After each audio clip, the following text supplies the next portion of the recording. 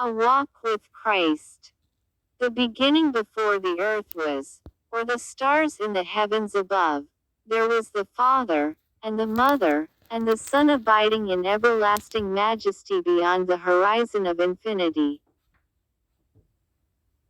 They are the source, the one God of all that is, three divine and perfected personages, separate in body and spirit, but united as one in purpose, knowledge, vision, power, and faith.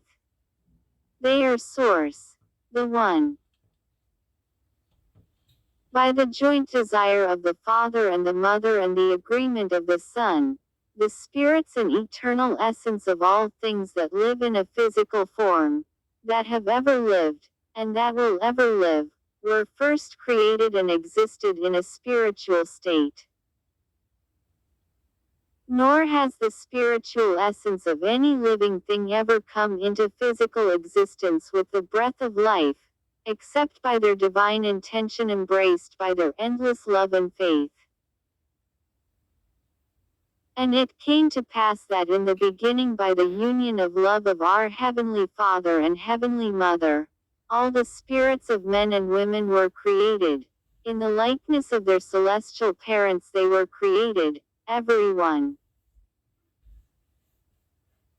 Into their spirit was placed an eternal soul, a sliver of the very essence of the Father and the Mother, to never know death and to always speak in a still, small voice calling upon their spirit to manifest in their lives the greatness they could become as true sons and daughters of God. Know then that all living things have spirits and existed spiritually before they existed physically. But only the children of men and women have been blessed with eternal souls, a piece of source, a light inside that ever beckons them to a higher path of virtue and righteousness.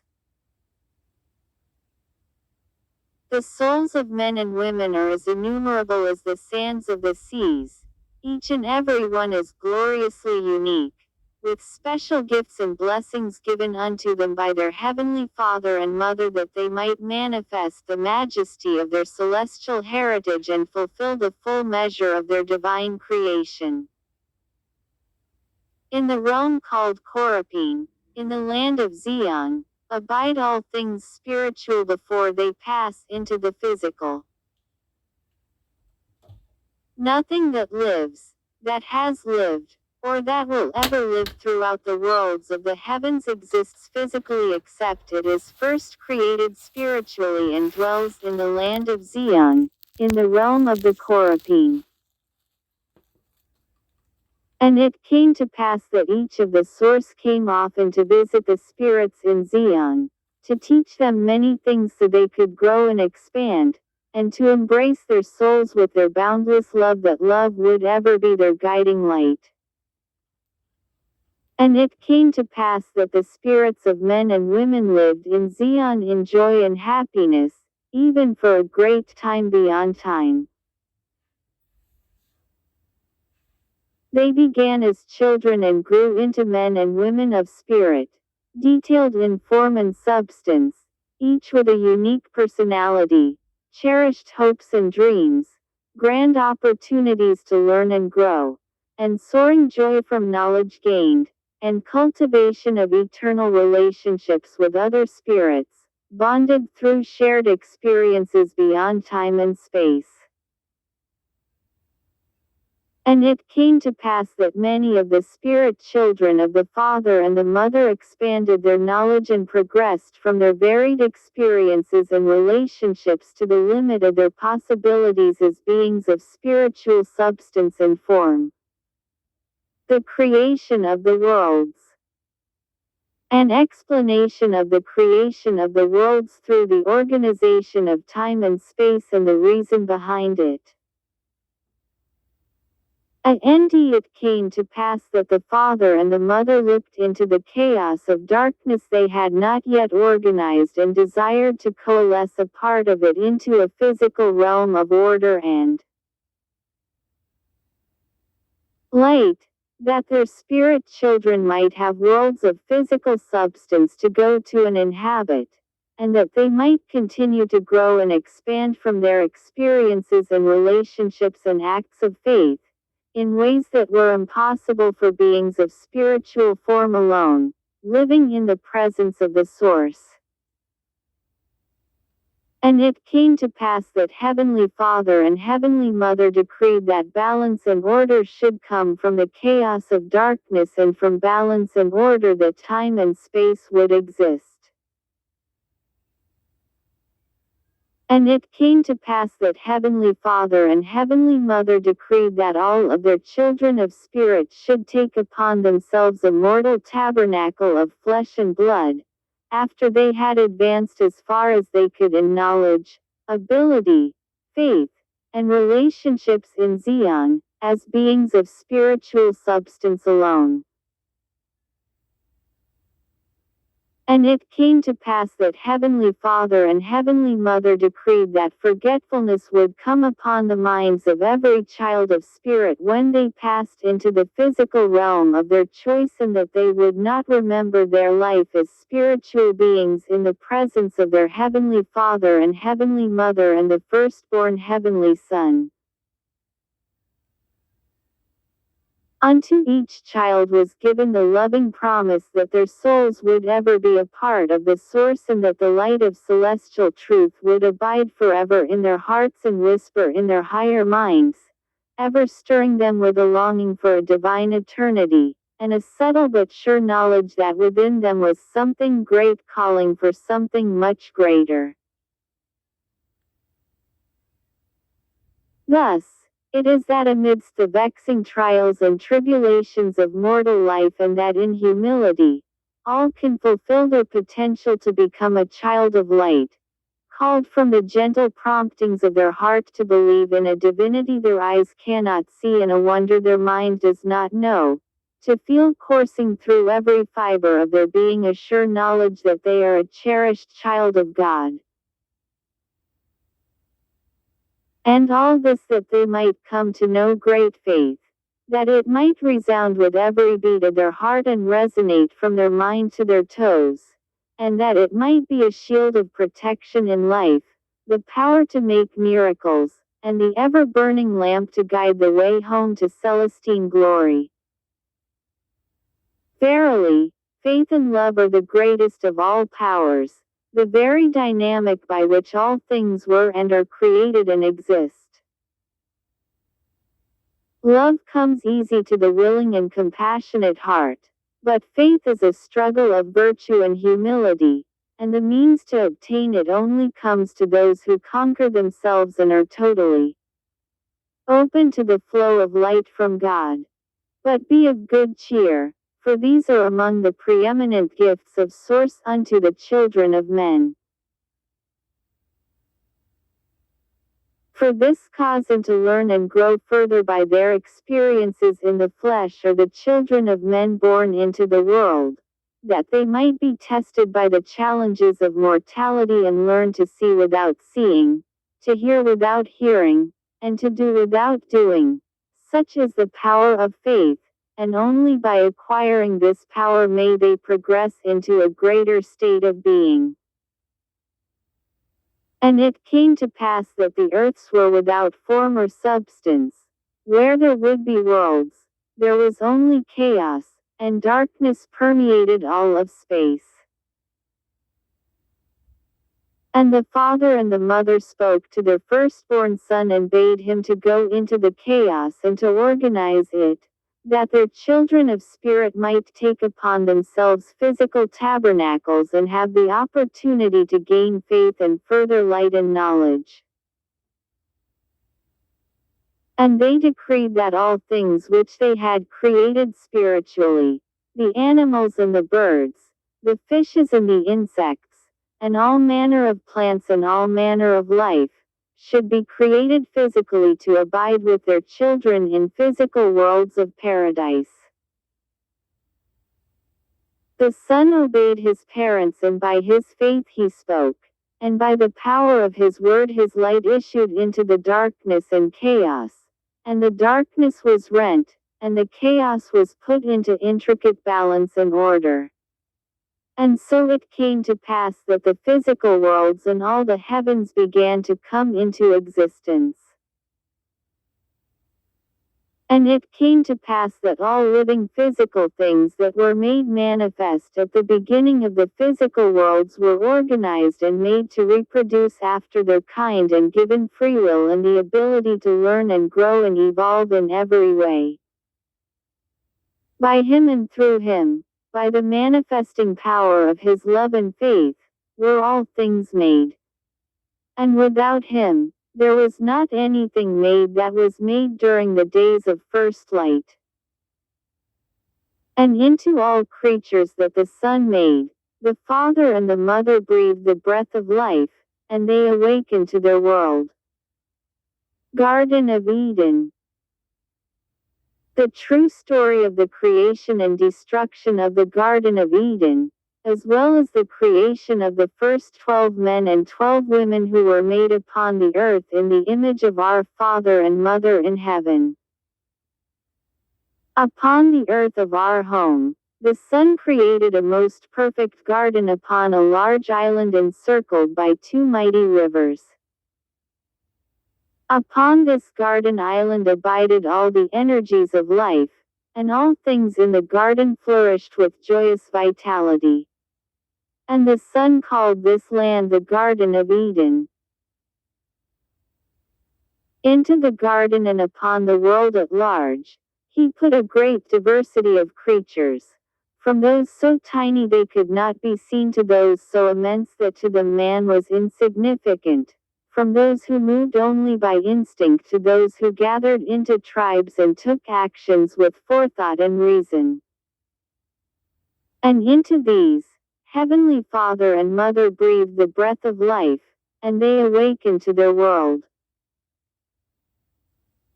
Upon the garden isle of Eden, the Son formed 12 diverse tabernacles of flesh for men in many hues, in the image of God the Father, and 12 diverse tabernacles of flesh for women in many hues, in the image of God the Mother.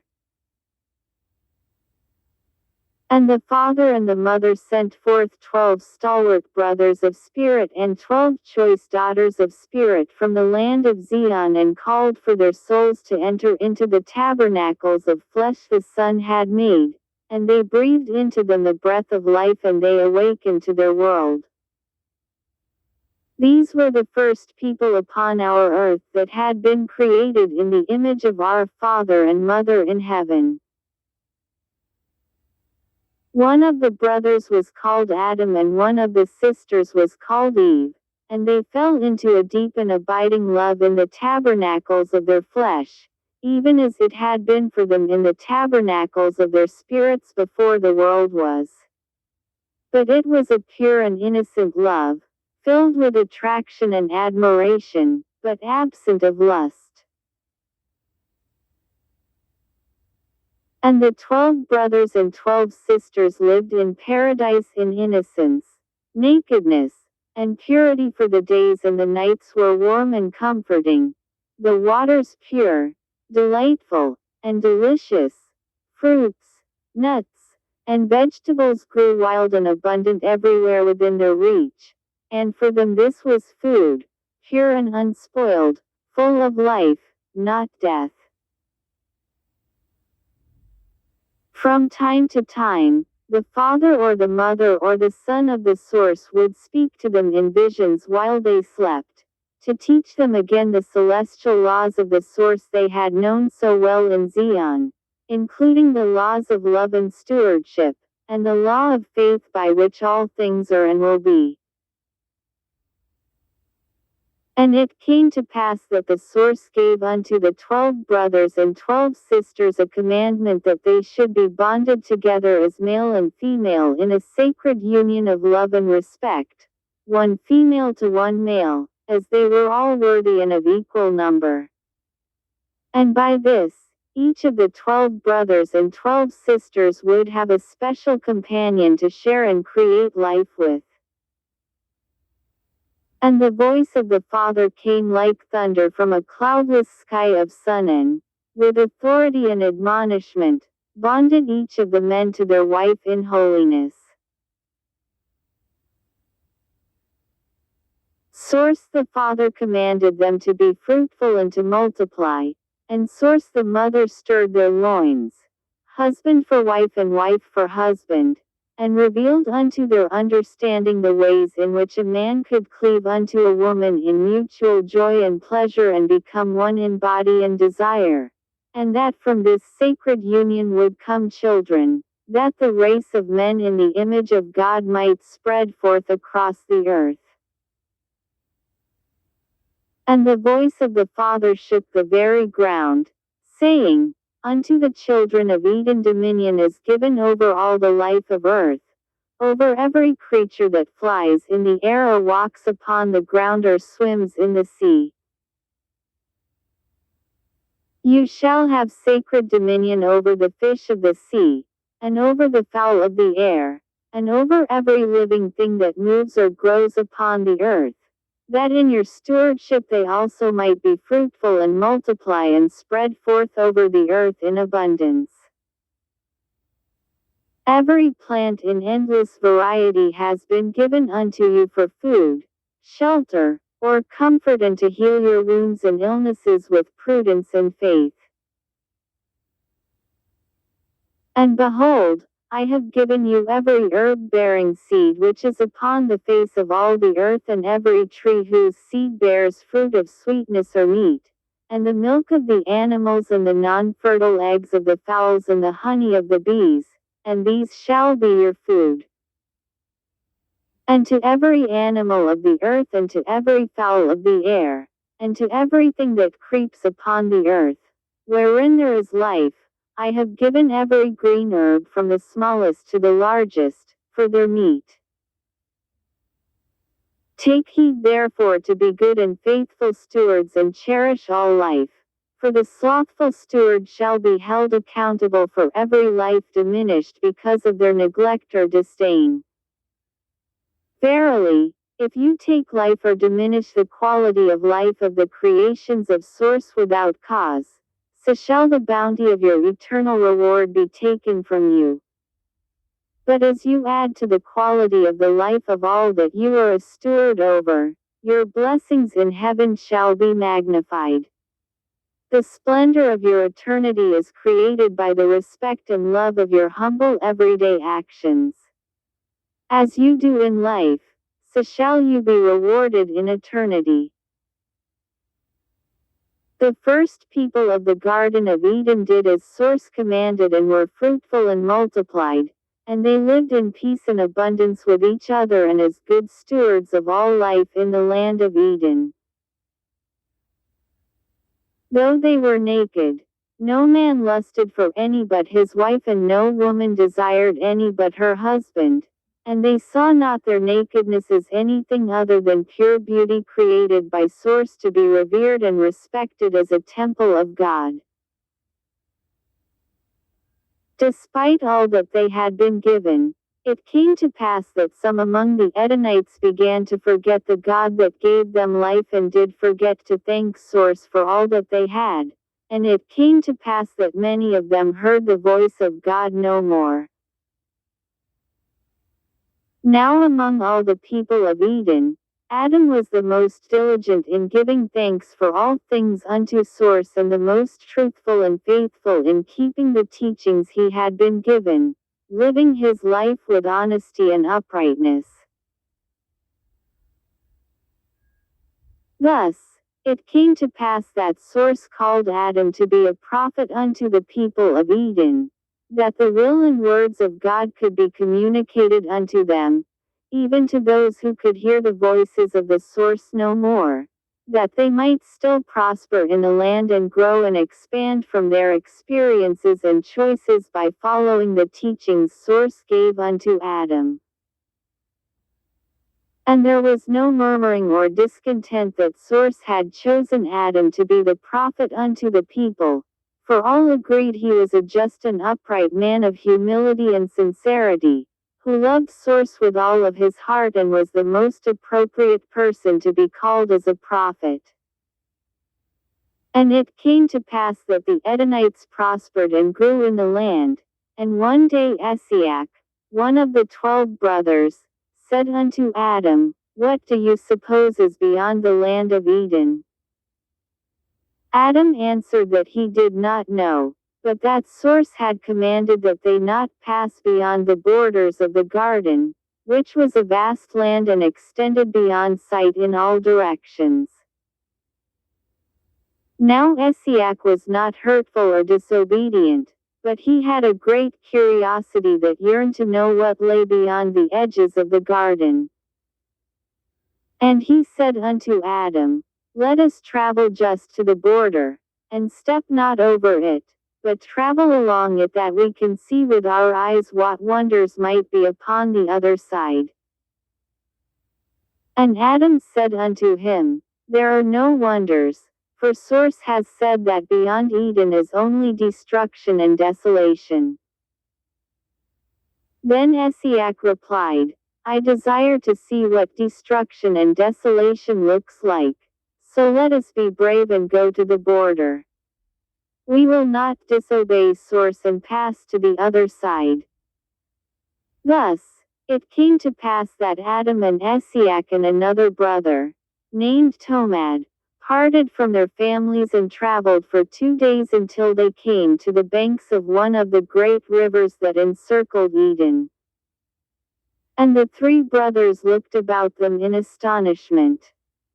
Behind them, they could see the lush foliage of Eden, but in front of them only stark desolation and barrenness, and they marveled at the power of Source. The realization came upon them that even if they desired, they could not pass beyond the borders of Eden, for so vast and swift were the waters of the river that surely no man could cross them. Then Adam turned to go back to his family, but Esiach and Tomad persuaded him to continue to follow along the river that they might see if a change came upon the land on the other side at any place. Thus, the three brothers continued their travel along the borders of Eden until the Sabbath, when they rested and gave thanks and prayers unto Source. Upon the sunrise of the next day, they began again to walk along the banks of the great river. Though the land beyond the far bank was bleak and dreary, they did see life in their travels. Both plants and animals, and birds flew freely back and forth across the river. Thus, they wondered what might be beyond their sight. On 3 occasions, they saw what appeared to be bands of animals moving through the rocks, and once a small group that had somewhat the appearance of men, but they were in the distance and indistinct. On the 2nd day after the Sabbath, they came upon 4 such creatures standing on the other side of the river, and they stared at them secretly from behind the fronds of bushes, in great curiosity. They stood on 2 feet like men, but in a hunched manner, and they were covered in dark hair like animals. The brothers looked at one another in amazement and could not fathom what the creatures were, for no such animals that looked almost like men existed in Eden. Tomad commented with astonishment to his brothers, "They are men like unto us." Esiach scoffed in reply, "No, Tomad, for they are exceedingly hairy and walk in a most peculiar manner." Then Adam said unto his brethren, "Be they men or beasts, they are not made in the image of God as we have been, and they dwell beyond the land of Eden, which land is forbidden to us. Therefore, let us continue our journey, and suffice it that we know there is some life in the barrenness beyond the boundary of Eden, even if it is not life as we know it." Tomad shook his head questioningly, "But why has Source not told us of life beyond Eden, and why are there creatures there that do not dwell upon our isle?" Then Adam said unto him, "We are but babes upon this land, and Source teaches us only those things which give us a necessary foundation to spring up to new knowledge from which we can further grow and expand. As we firmly gain one step, we are prepared with faith to take the next, and are then given more light and knowledge from Source.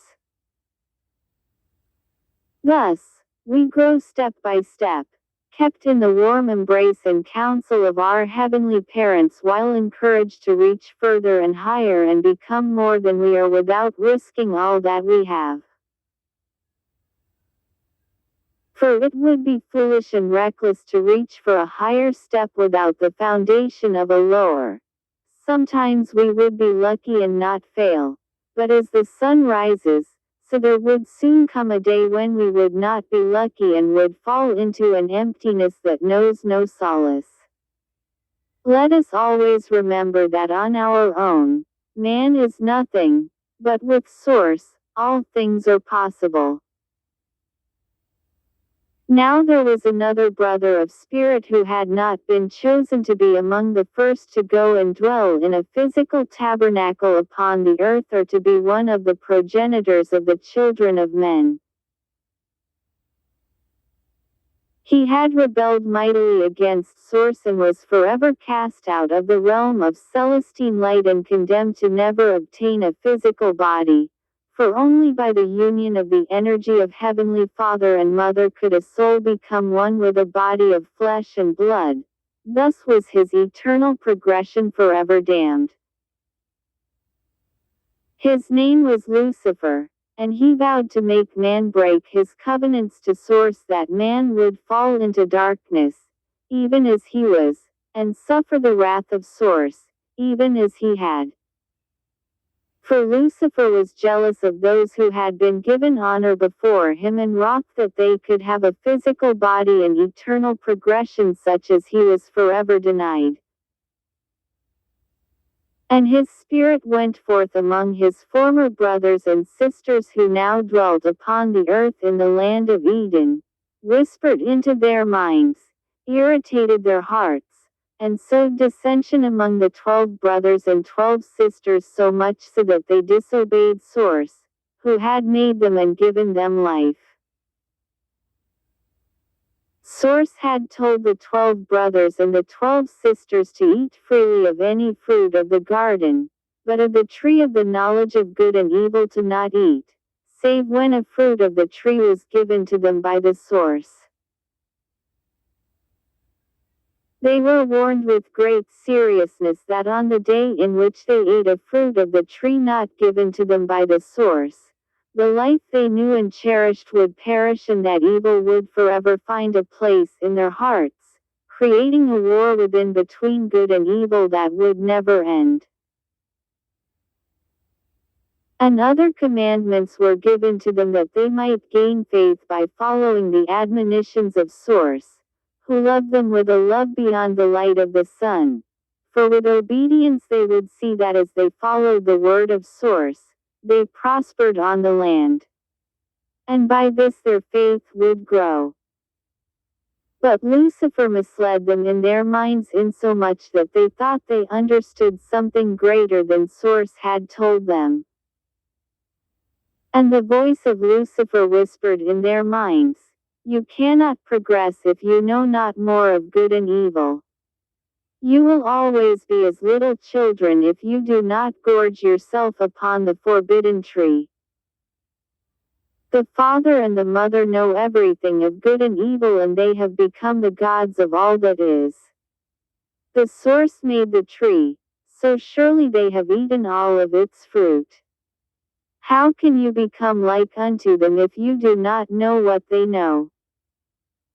They have only forbidden you to eat freely of the fruit to see if you have the initiative to seek out the things, which can help you grow despite the obstacles that may be in your path. You will see that the fruits you have been denied are the most delicious of all fruits, and tasting of them will open many new delights unto you. Thus, they were all persuaded, every one, even Adam, and they ate the other fruits of the tree that the Source had not given to them.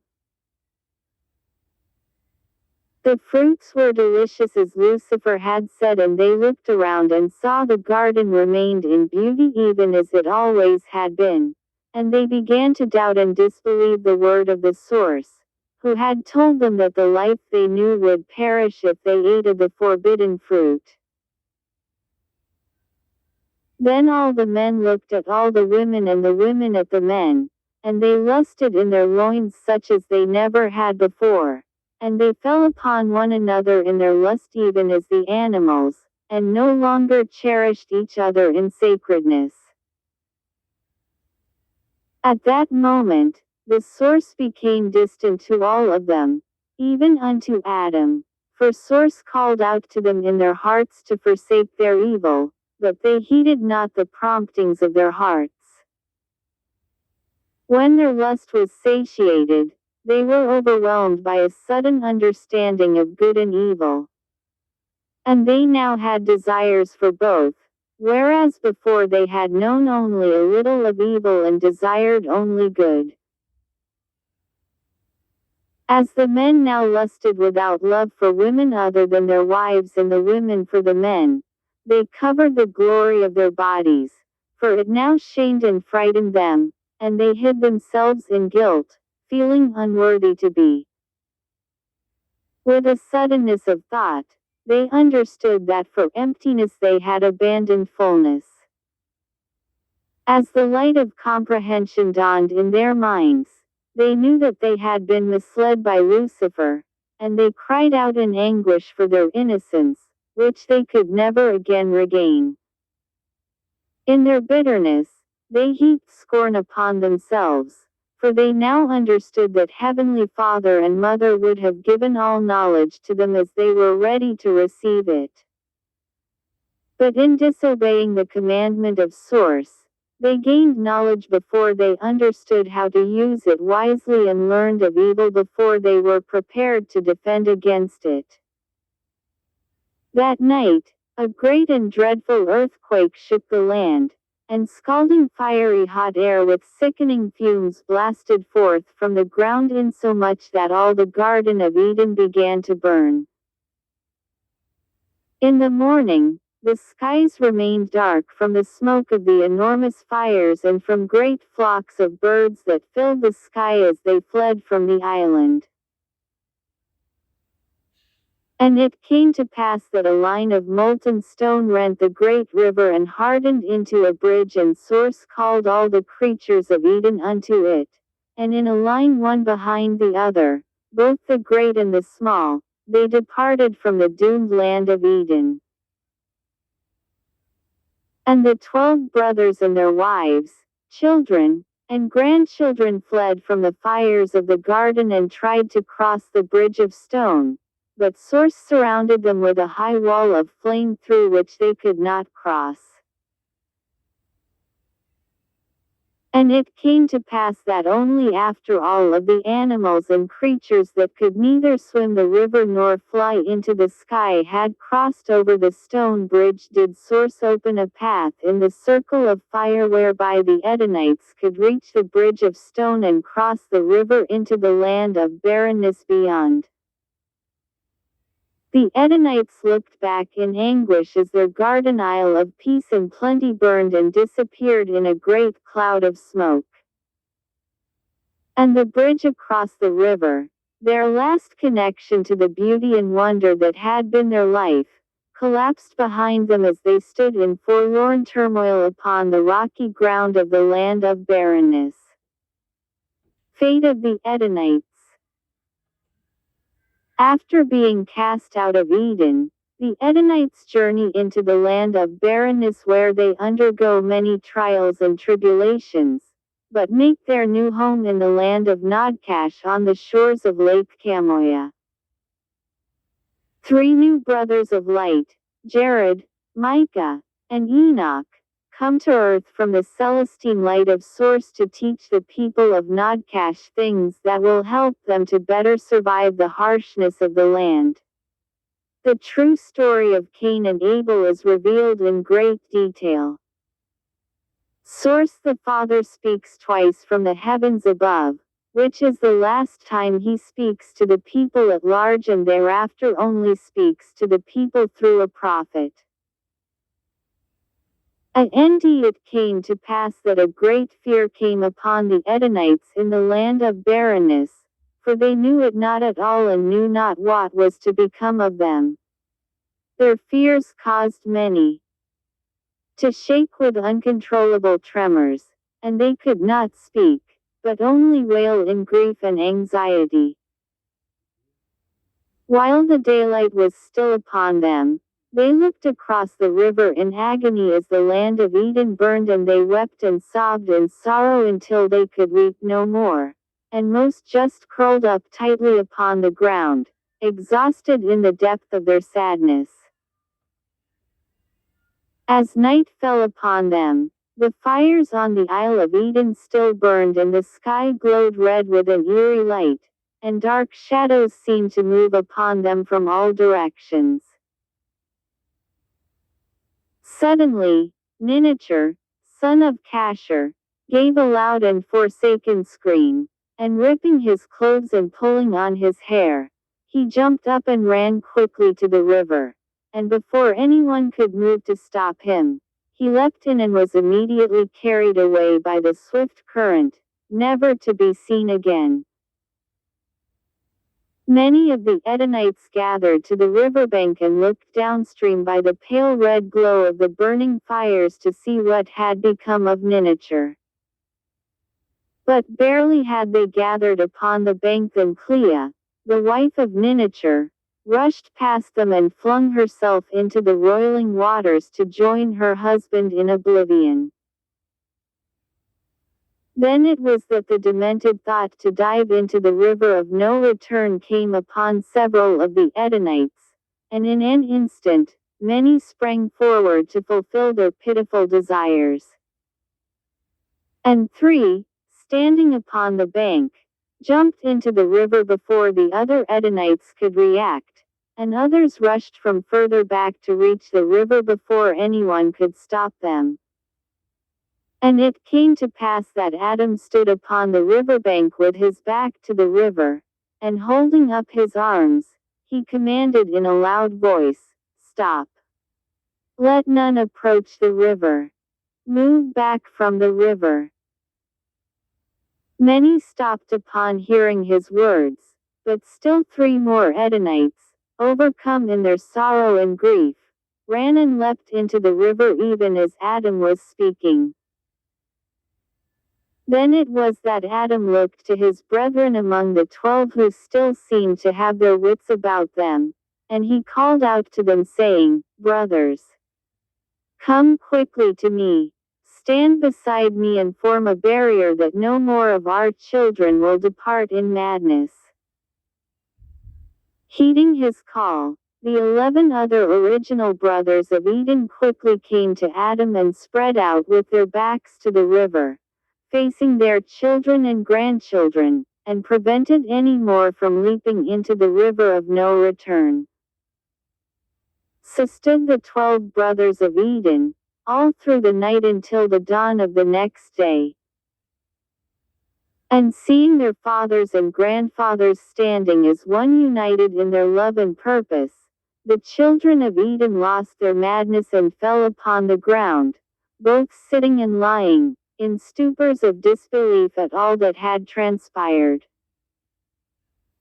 The following day, the Isle of Eden was not but a smoldering ruin, and even the land of barrenness seemed desirable in comparison.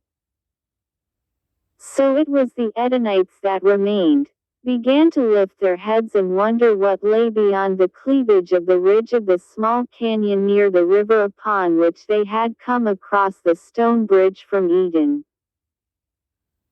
There was no food among them, and other than occasional clumps of an unknown short grass, there was no food to be found within sight. Thus, it was that Adam and his brothers and sisters conferred, and it was decided by the elders that the Edomites should venture away from the river through the cleft in the ridge, where the animals from Eden had passed, and seek out food and discover what lay beyond. Before they left, Adam gathered them all into a circle of prayer and spoke unto Source for all of them, saying, Dear Father and Mother of Light, forgive us, oh forgive us, for the errors of our ways. We have learned the painful lesson of the consequences of not following and heeding your words, given to us in love for our happiness. We venture forth now into a new and frightening world. Nevertheless, like unto Eden, we know it was created by you. Therefore, help us to remember the truth that we will not be afraid of the unknown. Please look upon your children with mercy. We have injured among us and mothers who nurse and many young children. We beseech you to ease our suffering and guide us to food and shelter that we might survive, to prove to you that we are worthy children and can become greater than we have been. These things we humbly ask in the name of your Son, even he who has called us brother, who comforts us, and abides in our hearts. And it came to pass that the Edenites journeyed out of the canyon by the river and passed through the cleft in the ridge. As each of the Edenites stood upon the crest of the ridge, they took a moment to look out into the land of barrenness. To their surprise, they discovered that it was not barren after all, for they could see trees near some hills not far off and many unusual plants within sight, and the occasional sounds of animals and the songs of birds could be heard. It was decided by the elders, the 12 brothers and 12 sisters who were the original Edenites, that they should seek to reach the hills in the distance where they could see trees growing on the hillsides and imagined water would run downhill and gather into streams. Though the hills seemed not that distant from the ridge, as the sun set, after a long walk in the hot sun through the day, the Edenites failed to reach the hills and dejectedly lay upon the ground uncovered, with empty stomachs and parched of thirst from their journey of the day, for they had no containers among them to carry water from the river and had left the canyon with only the water they could carry in their stomachs. Shortly after sunrise the next day, they began again to travel toward the hills, spurred onward by their ever-growing thirst. Hunger was also gnawing at their stomachs. In their innocence and ignorance, everyone ate freely of the red berries they encountered on short bushes while they walked toward the hills.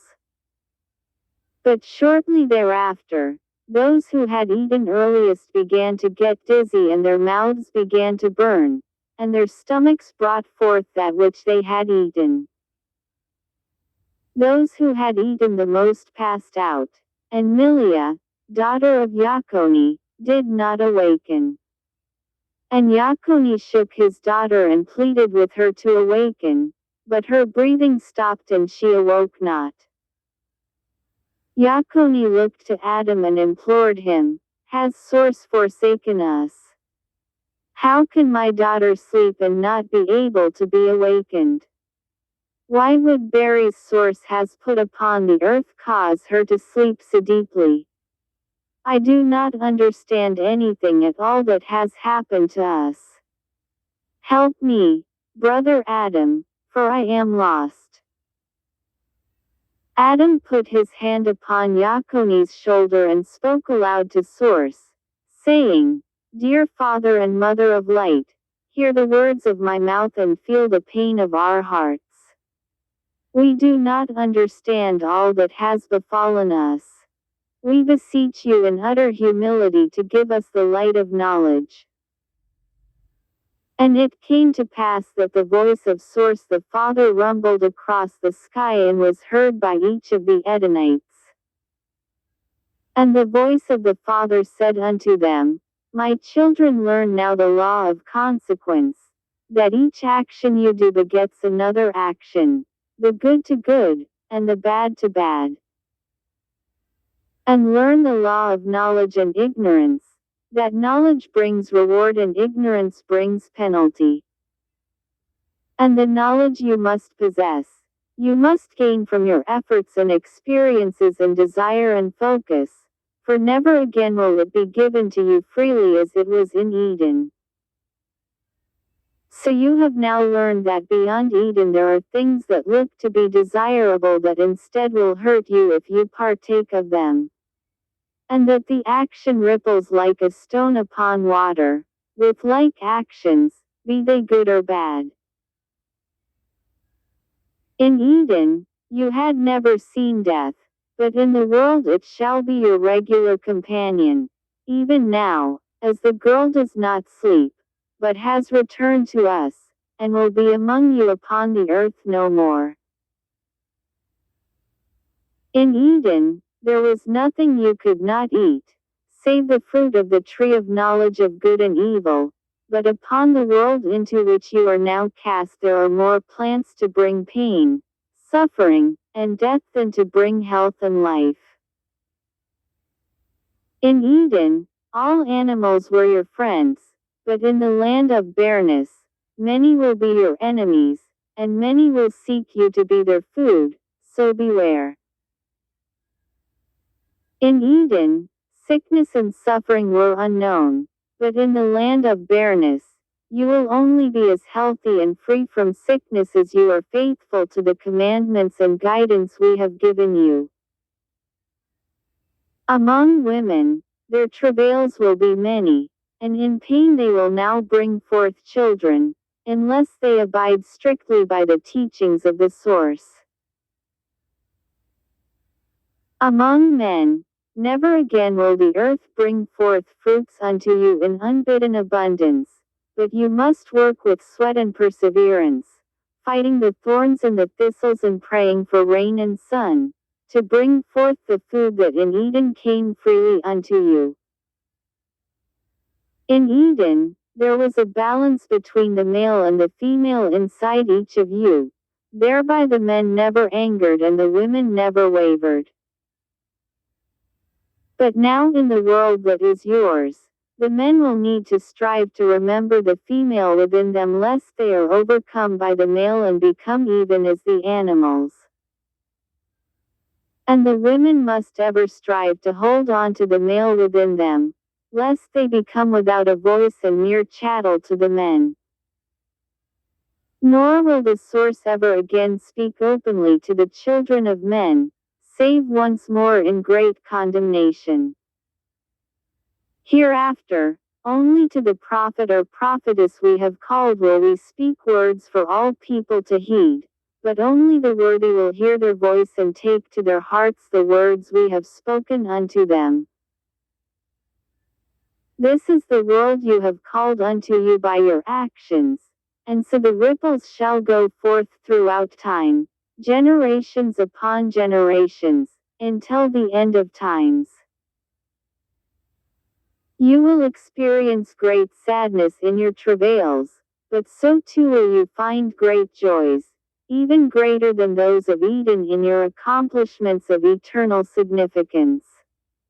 Therefore, fear not, for we are still with you. If you seek us out and live as we have given you, you shall always have our Spirit to be upon you, and guide you, and bring you toward the Celestine light. And it came to pass that in sadness the Edenites continued on their journey toward the hills and took turns carrying the body of Milia, for they did not know what they should do with it. None of the others perished from eating the red berries, but most were sick, some more than others. Shortly before dusk, they reached the hills, and under Adam's direction, 2 parties of 3 men each quickly set out in opposite directions along the base of the hills to seek out water. As evening fell, both parties returned, their missions unfulfilled, and another day passed for the Edenites without water or food. The following day, Adam sent out 3 parties of 3 men each. 2 were told to explore further along the base of the hills and the third to climb to the top of the hills and ascertain what lay beyond. All were instructed not to return until they had found water or were unsuccessful after 2 days. While the main exploration parties were gone, the Edenites set up a rudimentary camp making shelters from wet tree branches and brush they could gather. Additional exploration parties ventured out short distances from camp and brought back several kinds of berries, plus some fruits that were the same as fruits that had grown in Eden. The Edenites were hesitant to eat the unknown berries but were overjoyed to see fruits they recognized. The entire camp quickly returned to the spot where the largest fruit tree had been found and gorged themselves on the ripe fruit, except for saving a couple of dozen of the least ripe fruits to give to the men of the main exploration parties when they returned. While eating at the fruit tree, Ezias, one of the 12 brothers, spoke to Adam, saying, "This tree requires water to live and it is thriving on this spot.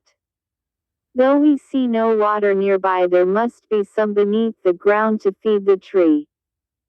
Therefore, let us dig beneath it that we might come upon the source of its water and be able to partake of it." Adam agreed that Ezias had an excellent thought, and after explaining it to the others, the men began to dig enthusiastically. By mid-afternoon, they had dug a hole of the height of 3 men, which was no small feat considering the compact hardness of the ground, and that they lacked tools other than their hands and sticks. But still they had not found water or any trace of it, and all were now greatly fatigued from their efforts and their initial enthusiasm had been replaced with disappointment. Dejectedly, everyone returned to their camp to await the hoped-for arrival of the 3 exploration parties with better news of success. Back at camp, Eve came to Adam and spoke unto him, saying, "Adam, why is it that you and your brethren are only doing what seems to you best in search of water and food, instead of inquiring of the source?" Adam answered Eve, saying, "The Father has said he will speak to us no more and that we must discover and learn for ourselves from our experiences." "No," Eve replied, "that is not what he said.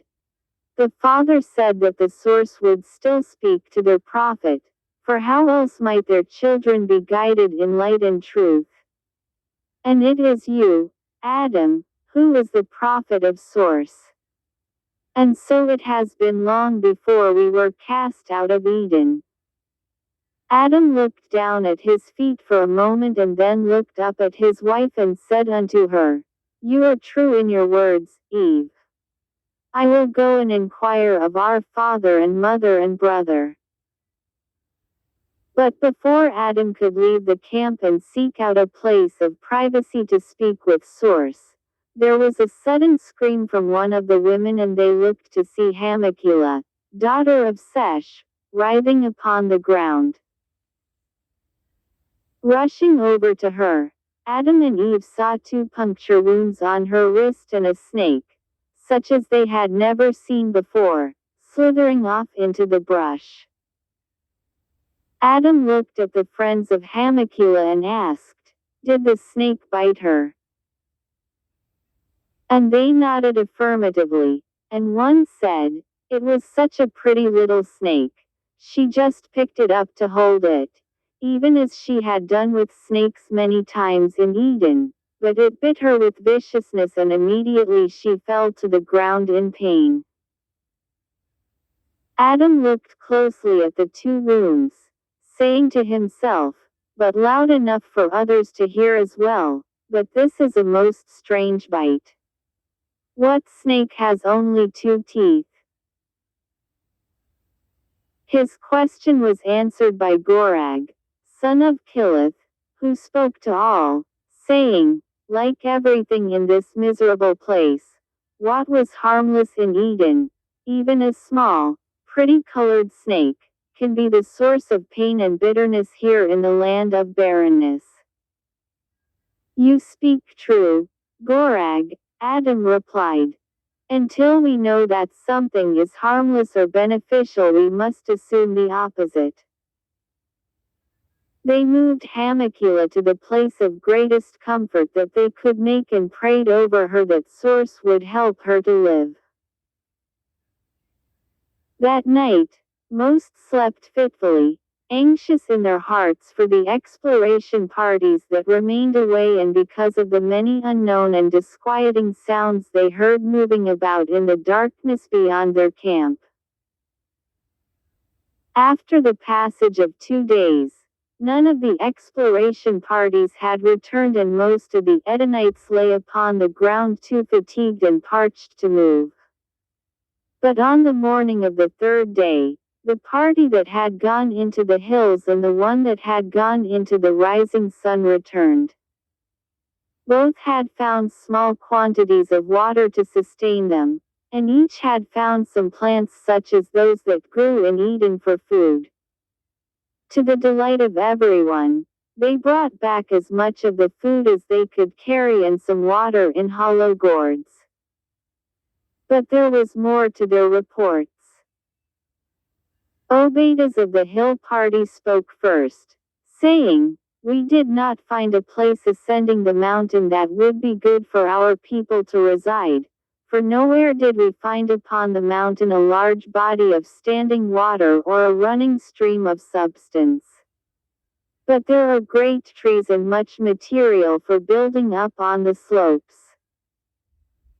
We saw many kinds of animals and some birds, but we recognized only a few from the Isle of Eden. When we topped the hill we looked down into a vast valley which we could not see the end of.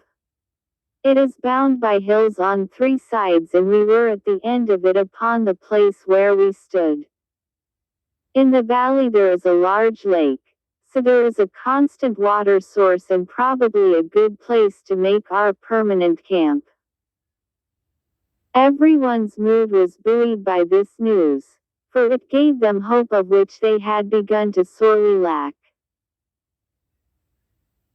Then the team that had gone into the sun along the base of the hills gave their report, and Yamigan spoke unto the Edenites, saying, "We also saw many beasts, some in the hills above us and some upon the plains. Not as many as in Eden but some very terrifying in size, equal to 3 or 4 Zerumps from Eden." At this proclamation, many stared at Yamigan in amazement, for the Zerump was the biggest animal of Eden. "There cannot be an animal so large," scoffed Cain, a son of Adam. "Yamigan speaks true," defended Haglad, who was one of the 2 that had accompanied him on the exploration. "And more than this, we saw tracks of a creature that is likely twice the size of that beast. We also found some plants to eat that were the same as those from Eden, but there were not many and we found only small catch basins of water." "You have done well, my brothers," Adam commended. "It would seem that we should make our way over the hills and down into the valley, unless the 3rd party returns with better news." Night was falling when 2 of the men from the 3rd party that had traveled along the hills with the sun at their backs returned. They were greatly fatigued and collapsed into the arms of their brethren. "Where is Dolish?" asked his father with apprehension. "He is Ismilia," answered one of the 2 men. "On our 2nd day, shortly after the sun had risen, we came upon a group of 5 or 6 very strange creatures. They looked somewhat like men, but they wore no clothes and were covered with hair, and walked with a stoop. They are also very broad of body, but short of stature. We approached seeking to befriend them, but they immediately fell upon us and commenced to beat us with heavy sticks. Dolish was felled by a blow to the head and then hit again until his head was no more. Hearing this, the parents of Dolish wailed in grief, as did many of his friends. But Adam grabbed the hand of the man speaking and asked, "How is it that you escaped?" "We ran," answered the man. "We ran very fast and very long. But in truth we did not need to run much, for these man-like creatures cannot run fast at all. Nevertheless, we ran until we could run no more, to put as much distance between us and them as possible." Considering the news brought by the 3 exploration parties, the elders met in the early evening beneath the light of a full moon and decided to make their way over the hills and down into the valley beyond shortly after first light, and to eat and drink as they traveled whenever a source for either was found. In the morning before leaving, after a short prayer by Adam remembering her goodness, they buried the body of Milia in the hole they had dug at the base of the fruit tree, for it had begun to stink and they knew not what else to do with it. Hamakila was still very sick and weak from her snake bite, so her father and brothers made a litter to carry her upon. Remembering the admonishment of Eve, before they departed, Adam beckoned everyone into a circle of prayer and called upon the Source to watch over them, to help them be cautious of the unknown, and to lead them to a new home where they could thrive and prosper upon the land, and to sufficient food and water in their travels to sustain them. Their journey over the hills and down into the valley was uneventful. Along the way, they were able to forage water from small catch basins hidden in the shade and food from plants that they recognized from Eden, so by the time they reached the valley floor, they were greatly invigorated. The Edenites that came into the valley were just over 500 in number, with skin hues of many shades and physical appearances of great diversity. And the years passed one after another, and the Edenites grew upon the land, and the women bore many children, and the Edenites multiplied in numbers greatly. The Edenites came to call the land of barrenness Nadkash, meaning bitter salvation, for though they were able to till the ground for food, catch fish in the lake, and harvest some fruits in the wilderness, life was very difficult and challenging, and they worked from dawn until dusk every day except the day of source, simply to survive.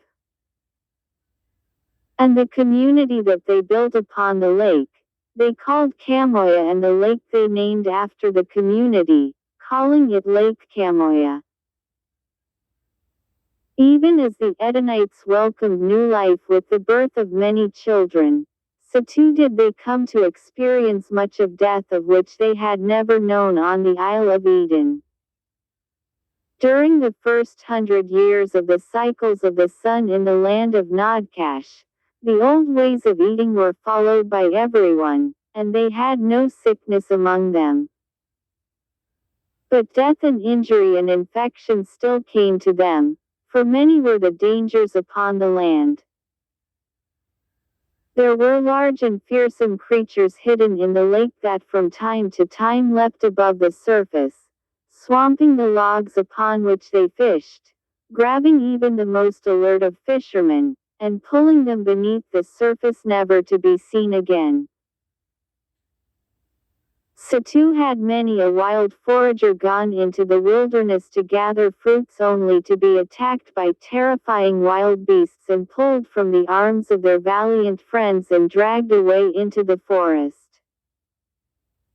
In the early days in Kamoya, many men were lost, leaving behind grieving widows and children and parents.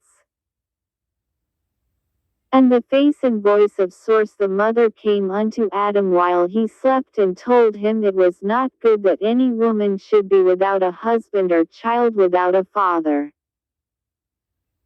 And he was commanded that the men of Camoia should take unto them the wives and children of the men that had fallen, if the widow would choose them for a husband and their wife should agree, and they should be their wives and their children too.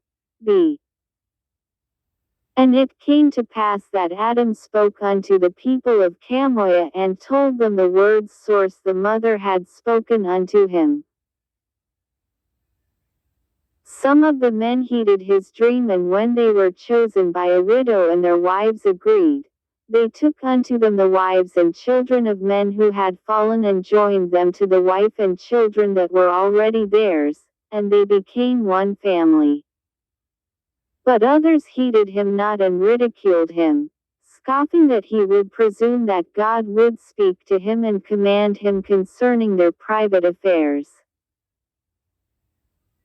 Therefore, there remained some widows without husbands and children without fathers, and these were taken in by the parents or brothers of the widow until such time as they could be joined in a union with another family. And it came to pass that for all the joy that children brought, so too was their sadness, as from time to time a mother would perish while giving birth to her newborn son or daughter. Seeing all the calamities continuing to befall his people, Adam prayed mightily to Source, asking for wisdom that the Edenites might know how to better be protected from harm and prosper on the land. And the Source heard the pleas of Adam and gave unto the Edenites greater wisdom, which came into their minds like a sudden wind that was not expected. From this new knowledge, they came to build stout homes of stone that kept out the strongest winds and rain. And they began to make greater observations of the animals that roamed about the land of Nodcash and learned that they could fish in the early morning safely, for the creatures of the lake slept until the midday. And they learned that they could forage for fruits in the wilderness when the sun was high in the sky, for this was when the beasts of the land were most likely to rest and digest their morning meals. Nevertheless, the people of Camoia continued to lose men to the creatures that consumed them and women to the pains of childbirth. So too were parties of men sometimes attacked by hordes of the man-like creatures that flitted mostly unseen in the shadows of the forest. And though these were easily outrun, broken bones from the crushing blows of clubs were often the penalty before they could escape. Once again Adam prayed mightily unto the Source seeking greater wisdom, but they answered him not.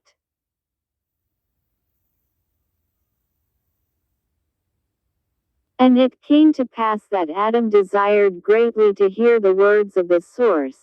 Therefore he fasted for 12 days, drinking water only, that he might be free from the concerns of the world and able to hear the voice of God. And it came to pass that Source the mother came to him again in a dream and told him they would send down more of their sons, even as Adam and his brothers and sisters had first come to Eden, and they would bring more knowledge that the people of Camoia could have greater safety and more prosperity. And it came to pass that 3 more sons of Source came down upon the earth, and they appeared the next day before the house of Adam.